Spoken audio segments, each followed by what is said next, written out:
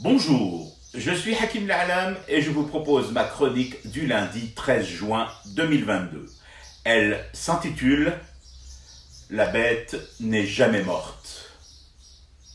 Des amis lectrices et lecteurs présents à la rencontre dédicace de samedi dernier à la librairie du Tiers-Monde à Alger m'ont posé la question tout de go. Hakim, ton roman imagine la prise du pouvoir par les islamistes. Tu crois que c'est vraiment possible ça? Je n'ai pas répondu tout de suite. J'ai pris le temps de relire mentalement cette information tombée sur mon fil mobile d'actu quelques minutes avant mon entrée dans la librairie. Une plage sur la côte est d'Alger, à Burj El Kifen, désormais interdite aux couples. Une semaine auparavant, j'avais vu, comme vous tous, cette pancarte apposée à l'entrée d'une autre plage du vaste et beau pays et sur laquelle il était maladroitement badigeonné « plage réservée aux femmes », avec en bas de cette pancarte disjointe griffonné les jours et horaires de cette restriction de baignade.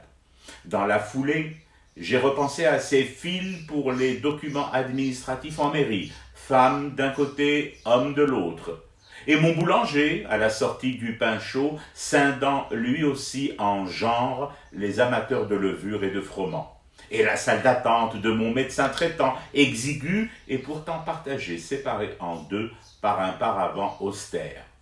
Alors oui, j'allais pour répondre oui aux gentilles personnes qui m'ont fait l'honneur de venir en file mixte, mélangé et sans barrière de sexe, se faire signer mon roman que oui, c'est possible, mesdames et messieurs.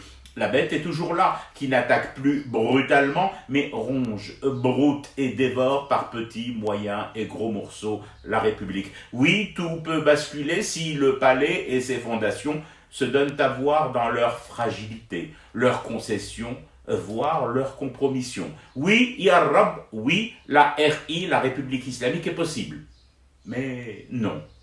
J'ai finalement pris le temps d'une profonde inspiration, j'ai ordonné à mes yeux de sourire et j'ai répondu « Non, bien sûr que non, le danger ne nous guette pas, bien sûr que non, il doit exister un talisman enfoui sous un rocher d'une quelconque plage non encore identifiée du bled et qui nous protégera sûrement. Non, la bête ne ressortira pas de la grotte où l'armée, la police, les patriotes, les gardes communaux et les populations meurtries mais debout l'ont enfermée. » J'ai répondu non, et je m'excuse d'avoir menti ce jour à mes lecteurs.